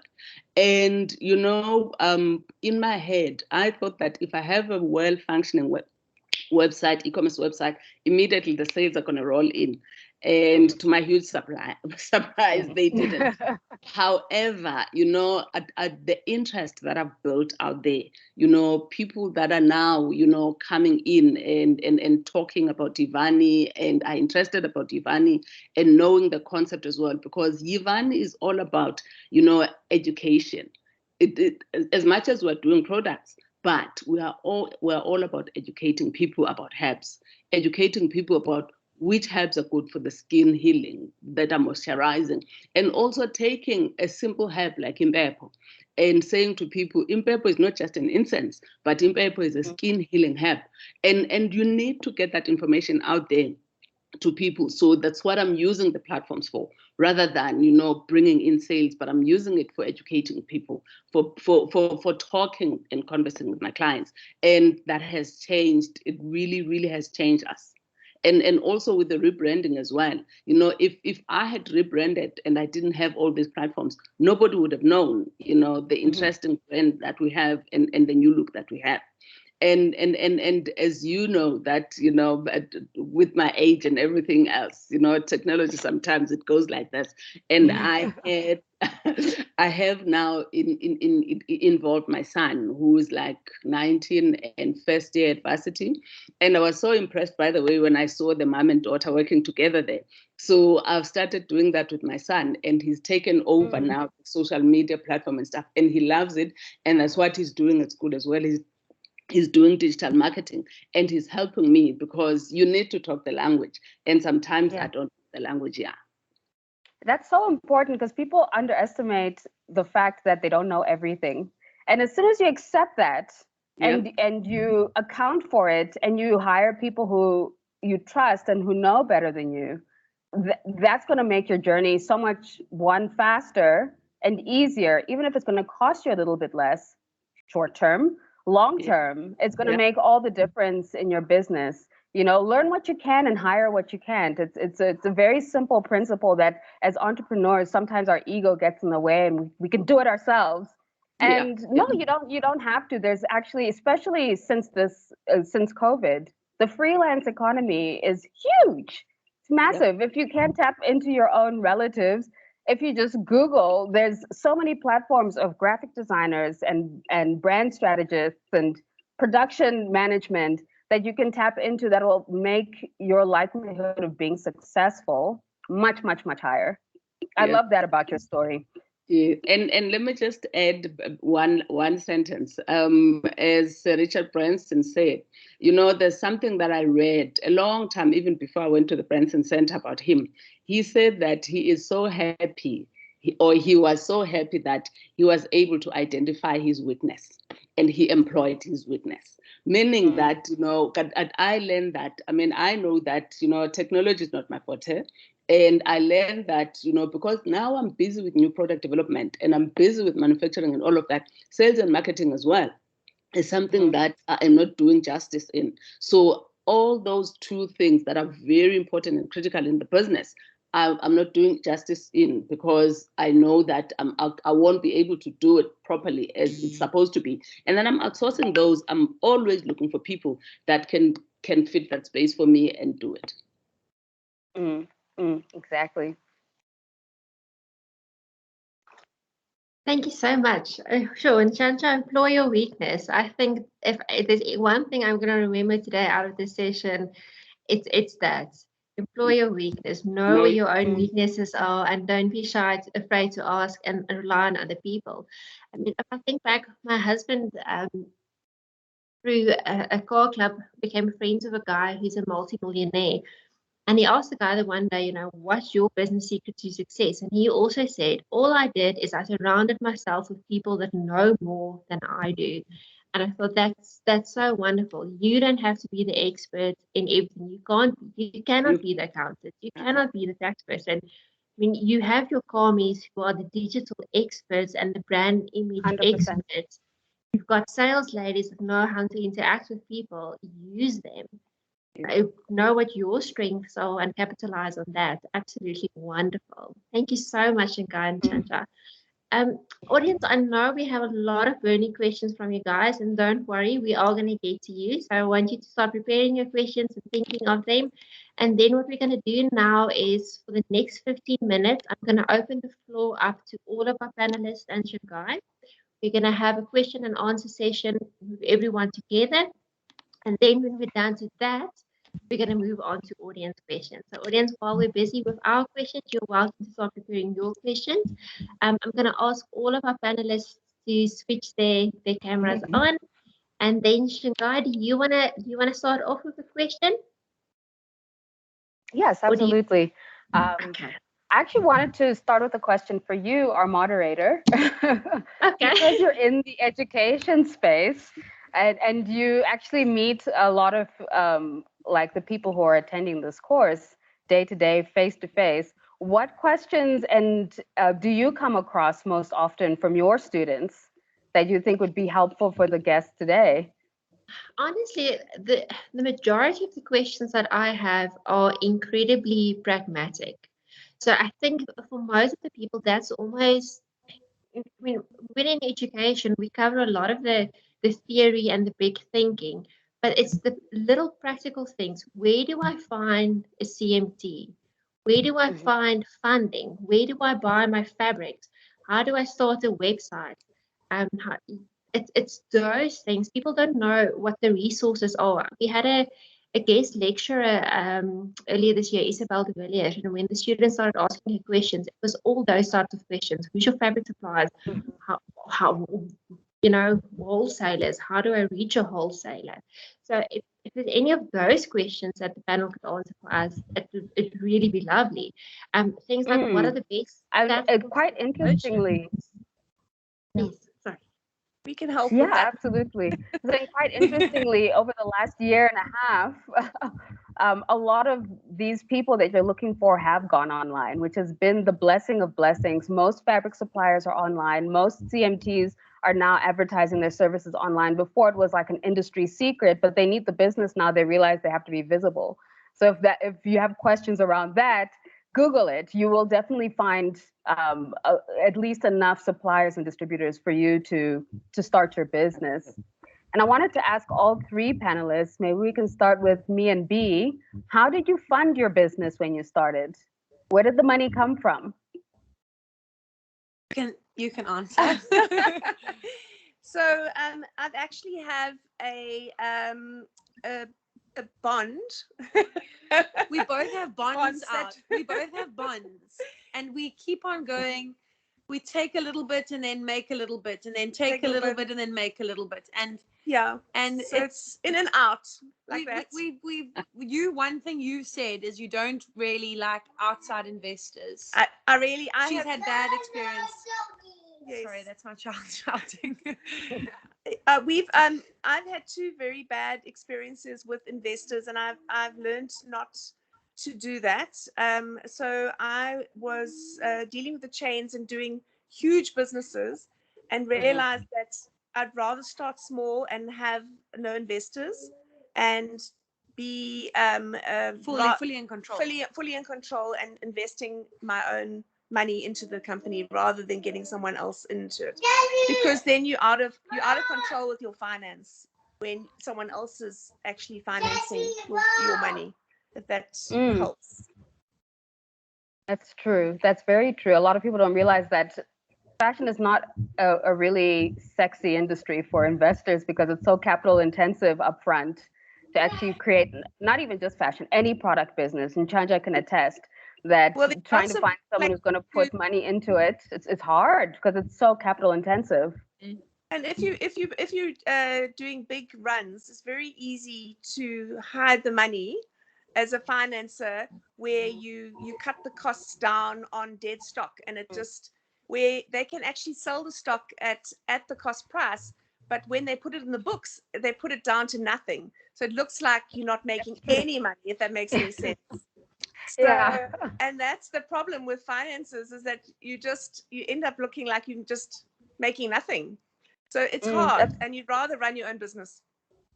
And Carmi, I wanted to ask you, why did you choose to go out on your own versus working for an agency? What need did you see that you felt that you could best cater to that problem on your own than working for someone else?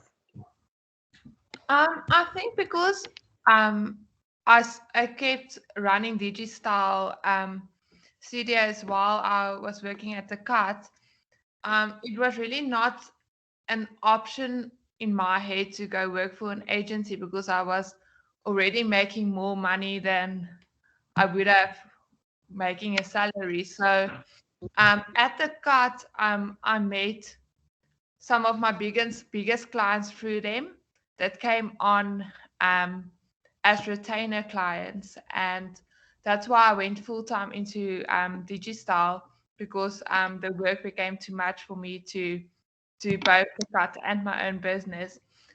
So for me, financially, it just made sense to just stay in my own business. Because of so Digital is a full digital agency, so we specialize in like e-commerce sites building and graphic design and stuff like that. So the startup cost for that was almost nothing because I already had a computer, I had the software because I was studying marketing at Lazov. So for me, it was really a no-brainer decision to just do my own business. Actually, how DigiStyle started was a friend of mine started a fashion boutique, and she needed marketing for her boutique, and she knew I was studying it, so she asked if I would do it for her. She gave me an option to either start my own company so that she can use me, or became an employee of hers, and I just started the company. So that was a really natural beginning for me, a really easy and it just grew from there. Collaboration forms a big part of your story, your brand story. Definitely. And Chancha, I wanted to ask you about the importance of local. Your whole brand is centered around using herbs and recipes that you learned through family passing down tips and tricks and healing methods. But you've kept all your production locally, where you could possibly make massive bulk offshore and then bring it back into the country and still have the same story. Why do you choose to stay local? Why is that important to you? First of all, I'm a South African, and I believe in South Africa. I believe in South African economy, and I believe in building other companies and other people around me. So if I'm manufacturing locally, it means I'm buying my ingredients and raw materials. All my suppliers are people that are from South Africa, and I'm helping those to grow their businesses. It also means that I have a beautiful story, a South African story that I can sell with pride, rather than then having a South African story that is made in China or wherever else in the world. Right enough, it's expensive to manufacture in South Africa, but if we don't start doing that, then South Africa, we won't be able to build our country.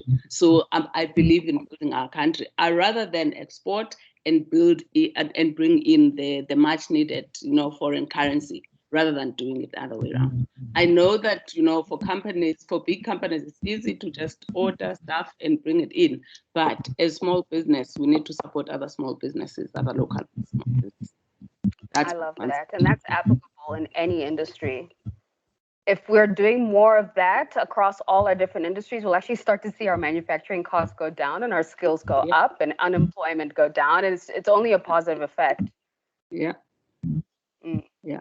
It is. It definitely is. And if you're manufacturing locally, as we are saying, there's job creation as well.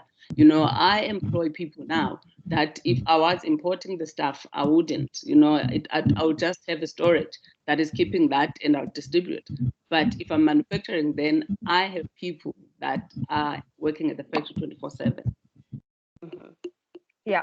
And it doesn't necessarily mean that you guys have to employ upfront. Just using local businesses and keeping their doors open is a huge contribution to the local economy, a massive contribution to the local economy.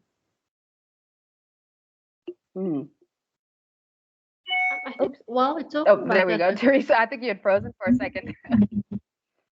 Sorry, there we go. Now, while we're talking about the local economy in South Africa, I'm going to ask you guys, what has been for you some of the benefits that the South African economy has offered to your businesses? Is there anything that makes South African consumers or the South African economy unique that we can benefit from? That benefited you? I think we lost you a little bit there, but I think I got the gist of your question. Why we choose to produce locally. For myself, within Puna Kids, I'm not sure if it's just my network. Oh, there we go. Okay, sorry. I think there was a bit of a delay on yours. So with my kids brand, it's always been local for the exact same reasons that Chancha has outlined. And then within my consultancy, I always work with local businesses. One, it's a lot easier to manage instead of trying to manage someone who speaks a different language in a different country, in a different time zone. It's a nightmare. And two, I find that the local suppliers and distributors and manufacturers have a better understanding of the South African customer, especially for my customers who want to sell in South Africa. And even those who want to sell overseas, that South African story is actually really important to the global consumer. They don't want a label that says designed in South Africa, but made elsewhere. It seems very disingenuous. And thirdly, the crafting skill set in South Africa is insane. If we can just round our crafters to be able to make more desirable products globally, we're unstoppable because the amount of skills that our crafters, that's not just skills, but untapped, unappreciated skills of our beaters, our weavers, our crocheters, you can't find that anywhere else in the world. And if you can tap into that skill set, then we create a whole new economy, luxury economy, mass economy. Even if we're not selling here because we unfortunately don't appreciate our own talents in South Africa, if we sell it globally, we can actually have local businesses that are doing incredibly well with the skill set, and it only benefits the economy. It has to start from home for it to make sense. It has to. The brands that are doing the best internationally are making locally. I find it very difficult to get into the export market, though. It's a whole different story. Where do you find a buyer? Where do you go? We got involved with Algoa and trying to do American market just before COVID, and it's very difficult. So we would love to do that, but once you start, to find the buyer and to find the marketplace out there, to have the African market and African product is difficult. It's not impossible, though. I think, can I just get in there? It's very, very difficult. I mean, I started the company in 2011, and I started talking to the international buyers from 2013, and including to even travel to those countries. Because the DTI then is still helping, SMEs to travel on trade missions and also on trade exhibitions and stuff. It is very, very difficult, but it's not impossible, as Shanghai is saying, because when you go to these trade exhibitions, you see a lot of South African companies that are already selling, but they will tell you that it took them 6 years to sign one deal, one contract. So you spend a lot of time, but the volumes and the market that you get after that, it's very, very good. It's worth it. So just hang in there and keep knocking on those doors. Yeah, I think the easiest way to approach the international market is not to try and do it yourself. I think that's the biggest mistake our local people do. You have to find an agent. That's the key to the international market. There are platforms like the Folklore, which is an American-based agency, and they house just African brands. And if you can present yourself correctly to them, they will find you business. Locally, we have companies like The Agent, who facilitate a lot of deals for a lot of the brands that we know and understand here, not just locally, but internationally as well. So rather than trying to approach a buyer directly yourself, try and find an agent who can represent your brand. That's the best way you're gonna, and maybe don't start with America because they've got a huge market and their volumes are massive. And if you're not ready for it and you mess it up, they're very unlikely to take you back. Look at more markets. Australia's a great one, Europe. They're very embracing of African craft and African luxury and product. So there's an inbuilt customer base that the agents know exists. They're always looking for new and exciting product. So go on Google and look up European fashion agents, and you'll get a list of them. And then get your lookbook ready, get your wholesale prices ready, understand what a line sheet is. All these little details. If you come to them and showing that I'm ready for that, we even manufacture in-house ourselves. Whatever volumes or quantities you need, we can do it. You're in. They will find buyers for your product.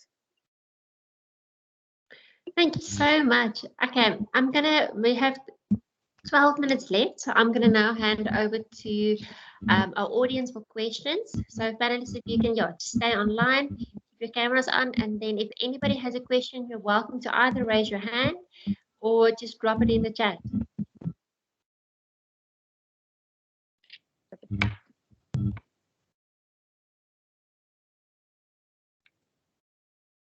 Jessie, yes, you're welcome to go.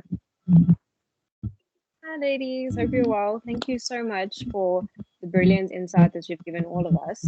I'm pretty sure we've all been helped. I just wanted to ask, would you be willing to partake in an interview for my dissertation? It's centered around quality standards in South Africa, but mainly with manufacturing. I think it would be a good idea to take note of all our email addresses and then just ask us from there for your dissertation. I'm sure if we can contribute, we would.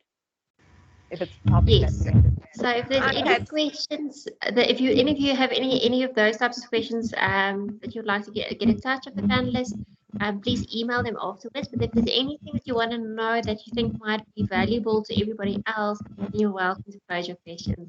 Mosa, I see your hand is also raised. Yes, hi everyone. Ladies, thank you so much. This has been so insightful. I'm so grateful. And Shanghai, you've kind of answered the question that I was going to ask. It was going to be around taking your brand global. And I just want to know, in your opinion, and me and B are also welcome to respond, just from a fashion perspective, how far are we from catching up with the rest of the market? So I'm a pretty small brand, and I'm obviously just thinking ahead. And so how long would it take me to kind of go global, or how long should I wait before I start exploring the market? Well, I don't think you should be thinking about global until you have a good local market base, to be honest. Because if you can sell to your own people, then that's when you can make a case for international sales. Or if your story here is very strong and you're recognized and respected within your own market, that's a good indication of when you'd probably do well internationally. If you look at brands like Fichulik or Makosa, who are doing very well globally, their story starts here, and their market started here before they went global. So it's, if you're doing well locally, international buyers will most likely find you. So international agents rather will most likely find you. So have a real focus on solving problems in your neighborhood first before you start thinking about expanding globally. And globally comes with all sorts of new things that you have to learn. And if you haven't finished learning your local problems, you're not going to fix the global problems straight away. Like I was saying, if I asked you if an agent said, please send me your line sheet and your wholesale book and your lookbook for the next season, would you even know what that is? Do you have that stuff ready to go? If that stuff isn't coming naturally within your business, and if you're not even supplying local buyers, you're not ready to go global yet. So just figure it out here first to a point, and then introduce it to an international market. Most likely you will be introduced. I agree. I think that you have to get the experience here locally before you start wanting to get experience globally. Well said. Thanks, that makes sense. Thank you so much. Okay, then it's a Boko. I see you've got your hand raised for a question as well. Yes, I do. I just wanted to ask, how do you ladies stay relevant, like in an ever-growing fast market, and also with like known competitors? How do you take up your product a notch just to be there in that space with huge competitors as a small growing brand? How do you do that? I'd like to answer that. Sancha and Bettina, yeah. Yeah, because we actually use Instagram and communicate with our customer on Instagram, find out from her what you're looking for. And in that way, you can get a direction in which to go. And I think that because we have that great tool of Instagram, we can use that to give us direction in which to go and keep relevant continually. So I think that's important. And then take what overseas brands are doing, take that and looking at that, plus looking at what the customer wants and combining that and what the South African feel and color and where we are and what our culture is about, and combining it all to make what is relevant and South African, I think is important. All right, thank you so much. Can I also add as well, in my industry, I always say that you need to have your own concept and your own story. You need to have your point of difference. You need to be unique, because if there's a lot of noise out there, and you can say with cosmetics are saturated. However, if you have a concept and a unique story, people will look for you and people will find you. And whether you are competing with big guys, people will acknowledge you and they'll come and buy your brand. All right.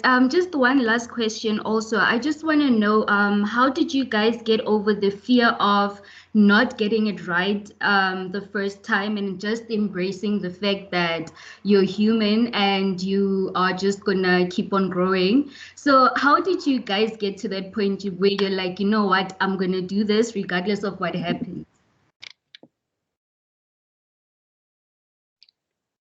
You don't get over it, to be honest with you, but I think it has been covered. It has been covered before.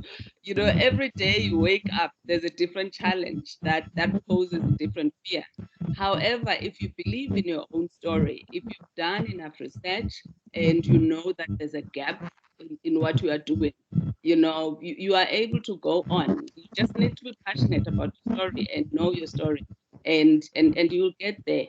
I mean, when I started the business and I started this concept, my challenge was educating people about Impepo. And Impepo has got a stigma, you know, attached in the Black community. And I had to go out there and re-educate people about Impepo. And I got positive and negative feedback, but I still carried on, you know. So just know your story. All right. Thank you so much. Don't you guys find entrepreneurs have to have a bit of a kamikaze sort of personality? You just deep dive and then you're like, just hope for Yeah. the best. Yeah. Absolutely. Yeah. Okay, I'm going to take one last question from Shani. Hello. Good evening, Hi, ladies. Shani. This has been very informative, and I just love to see all of you women kicking ass and taking names and doing what you're passionate about and being consistent. I similarly am in the same journey. It's been 3 years, but I've only started selling, like actually approaching the market this year. And my business name is Rahisi, and I sell African clothes and jewelry. And my stuff is very beautiful. But the challenge is I've been selling in flea markets, such as Four Ways Farmers Market, Waterfall Market, Rosebank Market, the artisan crafts types of markets. And I do get a lot of people, not just Black people, which is my target market, but every kind of Asian, white, they all look at my stuff and they really like it. But I never, once I mentioned my price, which is between 400 Rand to 500 Rand, people just get scared off entirely. It's come to a point where I'm thinking maybe I should put my clothes in a museum because that's where people can joyfully look and then pass on with their lives.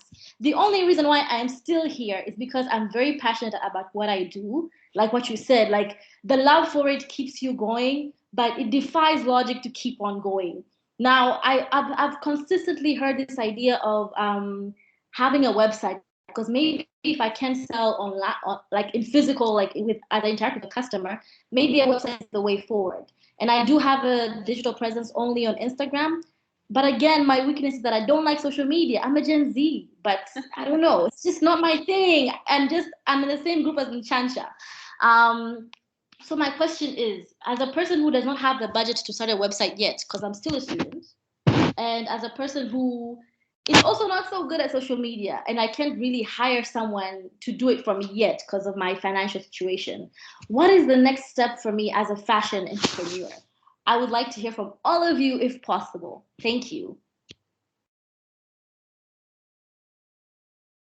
Okay, I'll chip in. My products are facing exactly your dilemma because I do 100% natural products and my price points are high. And I started with the flea markets as well. And I found that I'll go to a flea market where people are selling their products. And my products, I'll sell one or two products. It means that I was in a wrong place to sell my products and I was talking to the wrong customer.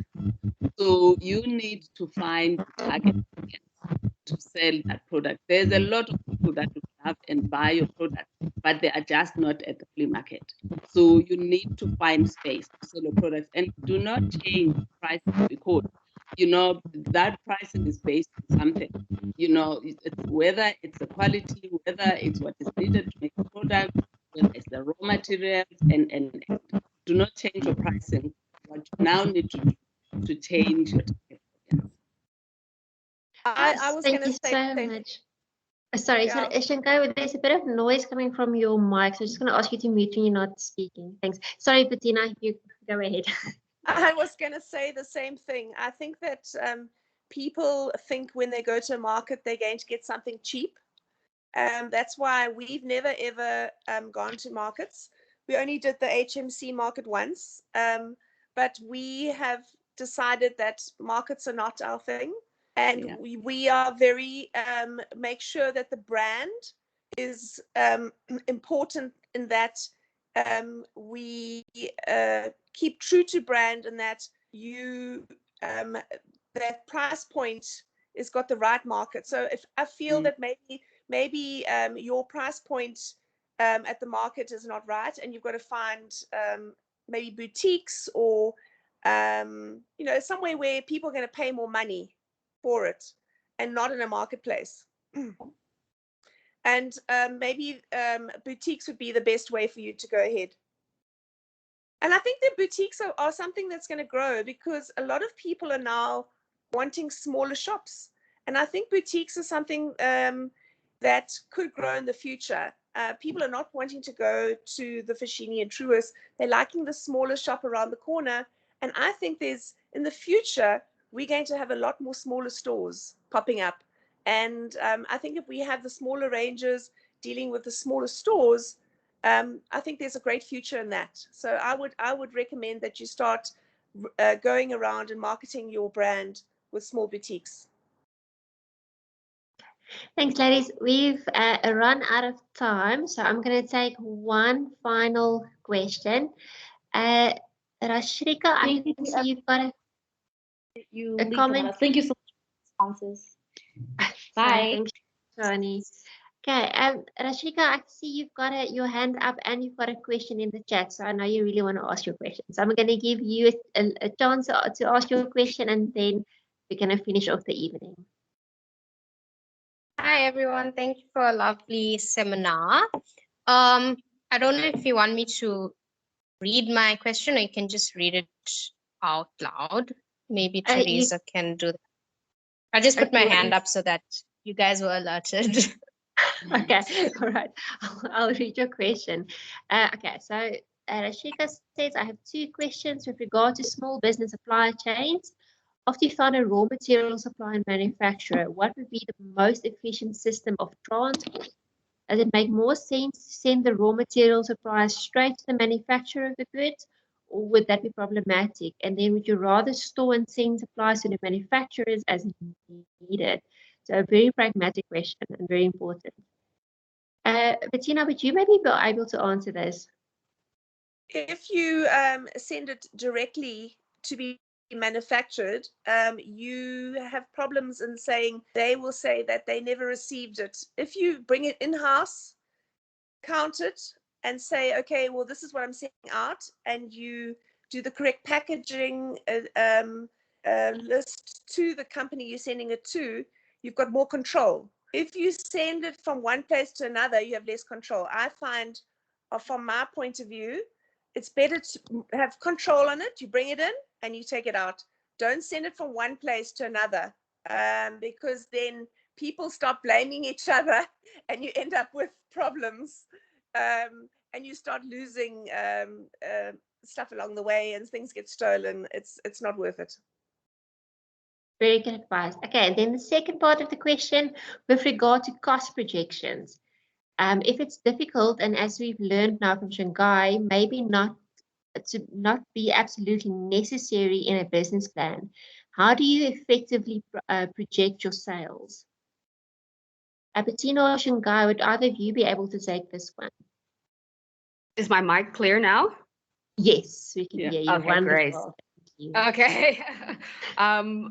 The simple answer is you can't. You can't project what your sales are going to be before you've sold your first item. You can project how big your market is.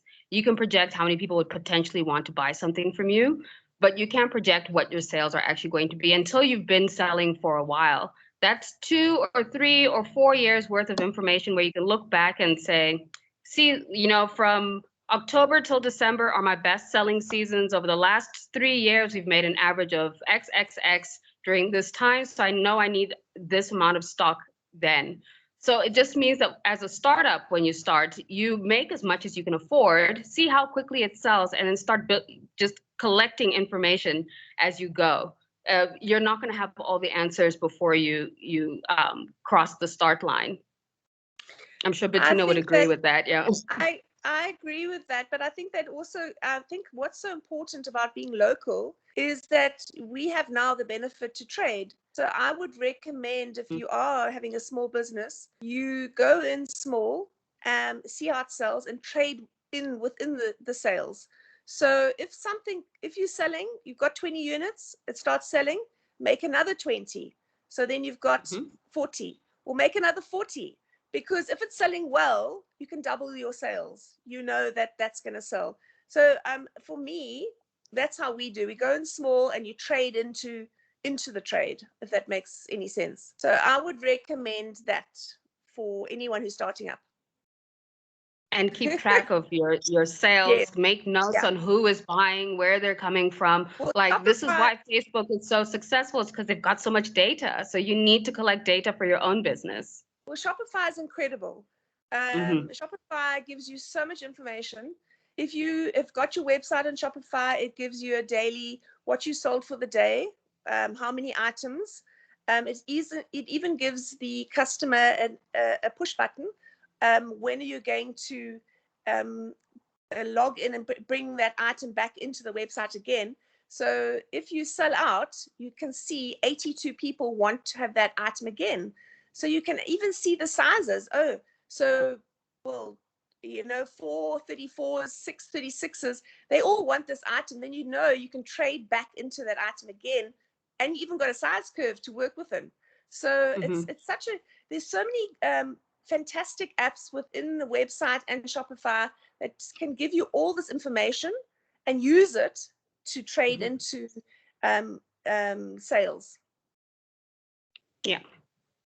Wonderful. Thank you so much, ladies. And I think that's a very good practical advice to end the session off. Firstly, I just really want to thank all of our panel members, Nshanja, Shangai, Kanmi, Bettina, and Kelly. You guys have been wonderful. I mean, I've learned so much from you throughout this evening. It's been such an informative session. Then I just want to remind our audience, if you would like to delve in a little bit deeper into this topic, please remember our Fashion Entrepreneurship short course that starts on the 2nd of October. You're welcome to visit our website to read up a little bit more about that. Shangai, as far as I know, you're also involved with that short course. So I think you've also... I'm the course developer and I'll be facilitating it. Wonderful. Okay, so I think we all saw today just how competent and knowledgeable Shangai is and how much we can learn from her. I want to enroll. Wonderful. Please also check out our honors program for 2022 if you'd like to further your studies and get into a little bit more practical advice in the industry from that perspective. Okay, and then I'm gonna end of our session. And thank you so much to our audience. You guys have been absolutely wonderful. Have a wonderful evening, everybody. Thank you. Thanks. Bye.